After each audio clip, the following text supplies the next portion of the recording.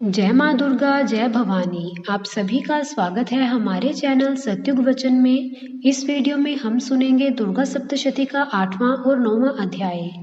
ऋषि बोले, चंड और मुंड के वध का समाचार जब असुरराज शुंभ और उसके भाई निशुंभ तक पहुंचा तब वे क्रोध से भर उठे। उनके नेत्र लाल हो गए और उनका मन प्रतिशोध की अग्नि से जलने लगा। उन्होंने तुरंत अपनी समस्त असुर सेना को युद्ध के लिए तैयार होने का आदेश दे दिया। उनकी सेना में अनेक भयानक और विकराल रूप वाले असुर थे, जिनके हाथों में तलवारें, गदा, त्रिशूल, शक्ति और विविध अस्त्र शस्त्र थे। कुछ ही समय में असुरों की विशाल सेना चारों दिशाओं से चलकर देवी के सामने आ पहुंची। उनकी संख्या इतनी अधिक थी कि पृथ्वी कांप उठी और आकाश उनके गर्जन से गूंजने लगा। देवी ने जब उस अपार सेना को अपनी तरफ आते हुए देखा, तब उन्होंने शांत भाव से अपनी दिव्य शक्ति का स्मरण किया। उसी समय उनके शरीर से तेजस्वी प्रकाश निकलने लगा। तभी ब्रह्मा, विष्णु, महेश और अन्य देवताओं की शक्तियां उनके शरीर से प्रकट होने लगी। हर देवता की शक्ति एक देवी के रूप में प्रकट हुई। ब्रह्मा की शक्ति ब्राह्मणी के रूप में, विष्णु की शक्ति वैष्णवी के रूप में, शिव की शक्ति माहेश्वरी के रूप में, कार्तिकेय की शक्ति कौमारी के रूप में, वराह की शक्ति वाराही के रूप में, इंद्र की शक्ति इंद्राणी के रूप में प्रकट हुई। ये सभी देवियां अपने अपने वाहन पर आरूढ़ थीं और उनके हाथों में दिव्य अस्त्र शस्त्र थे। उनका तेज इतना प्रचंड था कि असुर सेना क्षण भर के लिए विचलित हो उठी। इसके बाद देवियों और असुरों के बीच भयंकर युद्ध प्रारंभ हुआ। आकाश में बाणों की वर्षा होने लगी, तलवारें टकराने लगी और युद्ध भूमि में चारों ओर हाहाकार मच गया। इसी समय असुरों में सबसे भयानक और अद्भुत शक्ति वाला रक्त बीज युद्ध भूमि में प्रविष्ट हुआ। उसका स्वरूप अत्यंत भयंकर था और उसकी शक्तियां अद्वितीय थी।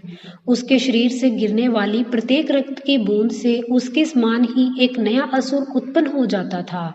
जब देवियों ने उस पर अपने अस्त्र शस्त्रों से प्रहार किया तो उसके शरीर से रक्त बहने लगा, परंतु जैसे ही वह रक्त भूमि पर गिरता, उसी क्षण वहां एक और रक्त बीज के समान असुर खड़ा हो जाता। धीरे धीरे यह संख्या इतनी बढ़ गई कि पूरी पृथ्वी रक्त बीज जैसे असुरों से भर गई। जहां भी देखा जाए वहां केवल वही असुर दिखाई देने लगे। देवताओं और देवियों के लिए यह स्थिति अत्यंत गंभीर हो गई। वे समझ नहीं पा रहे थे कि इस दैत्य का अंत कैसे किया जाए। तब देवी ने स्थिति को समझते हुए काली को आदेश दिया, हे काली, तुम तुरंत अपना विशाल मुख फैलाकर तैयार हो जाओ।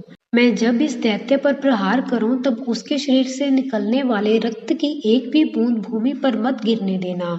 काली ने देवी के आदेश का पालन करते हुए अपना विशाल और विकराल मुख फैला लिया।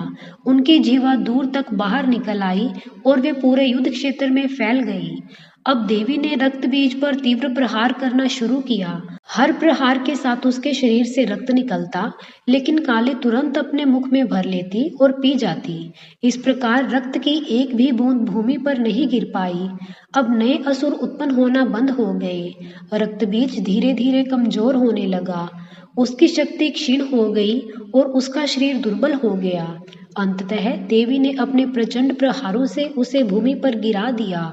काली ने उसका सारा रक्त पी लिया और देवी ने उसे पूर्णतः समाप्त कर दिया। रक्त बीज के मारे जाने पर समस्त असुर सेना भयभीत होकर भागने लगी। युद्ध भूमि में शांति स्थापित होने लगी। देवताओं ने यह दृश्य देखकर अत्यंत प्रसन्नता प्रकट की। उन्होंने देवी की स्तुति करते हुए कहा, हे जगदम्बा, आप ही इस सृष्टि की रचिता, पालनकर्ता और संहार करने वाली हैं। आपके बिना यह संसार कुछ भी नहीं है। आपको बार बार नमस्कार है। इस प्रकार देवी ने अपनी अद्भुत शक्ति और बुद्धि से उस अजेय प्रतीत होने वाले दैत्य का अंत किया और समस्त देवताओं को भयमुक्त किया। अब शुरू करते हैं दुर्गा सप्तशती का 9वां अध्याय। ऋषि बोले, जब भयंकर असुर रक्त बीज का वध हो गया तब असुरराज शुंभ और उसका भाई निशुंभ क्रोध से कांप उठे। उनका हृदय प्रतिशोध की अग्नि से भर गया। उनकी आंखें लाल हो गई और उन्होंने तुरंत युद्ध का निश्चय कर लिया। निशुंभ ने अपनी विशाल सेना को संगठित किया और स्वयं अग्रणी बनकर देवी की ओर बढ़ा। उसकी सेना में असंख्य बलशाली और भयंकर असुर थे, जो विभिन्न प्रकार के अस्त्र शस्त्रों से सुसज्जित थे।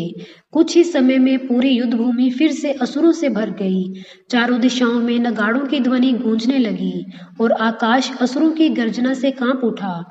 देवी ने जब इस नई सेना को अपनी ओर बढ़ते देखा, तब वे शांत और स्थिर रहीं। उनके मुखमंडल पर कोई भय नहीं था, बल्कि एक दिव्य तेज और आत्मविश्वास प्रकट हो रहा था। इसके बाद भयंकर युद्ध प्रारंभ हुआ। असुरों ने चारों ओर से देवी और उनकी शक्तियों पर आक्रमण कर दिया। बाणों की वर्षा होने लगी, गदाएं टकराने लगी और तलवारों की चमक से पूरा आकाश जगमगाने लगा। तब निशुंभ स्वयं आगे बढ़ा। उसने अपने हाथों में भयंकर शस्त्र धारण किए हुए थे और वह सीधे देवी पर आक्रमण करने लगा। उसने क्रोध में भरकर देवी पर तीव्र बाणों की वर्षा कर दी। वे बाण बिजली की गति से देवी की ओर बढ़े, लेकिन देवी ने अपनी अद्भुत शक्ति से उन सभी बाणों को आकाश में ही काट दिया। एक भी बाण उन्हें स्पर्श नहीं कर सका। इसके बाद देवी ने अपने बाणों से निशुंभ पर प्रहार किया। उनके प्रहार इतने तीव्र और सटीक थे कि निशुंभ क्षण भर के लिए विचलित हो उठा, परंतु वह अत्यंत बलशाली था। वह फिर से संभलकर और अधिक क्रोध से देवी पर टूट पड़ा। उसने अपने हाथ में एक विशाल शक्ति उठाई और उसे पूरी ताकत से देवी की ओर फेंका। वह शक्ति अत्यंत वेग से देवी की ओर बढ़ी। देवी ने तुरंत अपने शस्त्र से उस शक्ति को बीच में ही काट दिया। वह भाला टुकड़ों में बिखर गया। अब निशुंभ और भी अधिक क्रोधित हो गया। उसने तलवार और ढाल लेकर देवी पर आक्रमण किया। वह पूरी शक्ति से देवी की ओर दौड़ा और उन पर वार करने लगा, परंतु देवी ने उसकी तलवार को अपने अस्त्र से काट दिया और उसकी ढाल को भी नष्ट कर दिया। अब उसके हाथ में कोई शस्त्र नहीं बचा। फिर भी वह नहीं रुका। वह निहत्था होकर भी देवी पर झपट पड़ा। देवी ने तब अपने त्रिशूल से उस पर प्रहार किया। यह प्रहार अत्यंत प्रचंड था। उस प्रहार से निशुंभ गंभीर रूप से घायल होकर भूमि पर गिर पड़ा। क्षण भर के लिए ऐसा लगा मानो उसका अंत हो गया हो, लेकिन वह तुरंत फिर से उठ खड़ा हुआ। उसका क्रोध और अधिक बढ़ चुका था। तभी उसके शरीर से एक और विशाल और भयंकर पुरुष प्रकट हुआ। वह मानो उसकी आंतरिक शक्ति का ही रूप हो। वह नया रूप भी देवी पर आक्रमण करने लगा, लेकिन देवी ने बिना विलंब किए उसे तुरंत अपने अस्त्र से मार डाला। इसके बाद देवी ने पुनः निशुंभ पर आक्रमण किया। उन्होंने लगातार उस पर प्रहार किए। अब निशुंभ की शक्ति समाप्त होने लगी। वह धीरे धीरे कमजोर पड़ता गया। अंततः देवी ने अपने प्रचंड शूल से उसे ऐसा आघात किया कि वह भूमि पर गिर पड़ा और उसका अंत हो गया।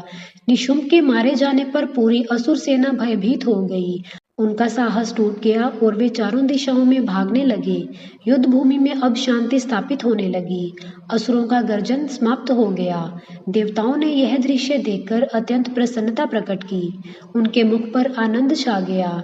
उन्होंने देवी की स्तुति करते हुए कहा, हे जगदम्बा, आप ही इस सृष्टि की पालन करने वाली हैं। आप ही हमारी रक्षा करने वाली हैं। आपके समान कोई दूसरी शक्ति नहीं है। आपने हमें इस भयंकर संकट से मुक्त किया है। हम आपको बार बार प्रणाम करते हैं। इसी के साथ 9वां अध्याय संपूर्ण होता है। कल हम सुनेंगे 10वां और 11वां अध्याय। तब तक के लिए धन्यवाद। जय मां दुर्गा।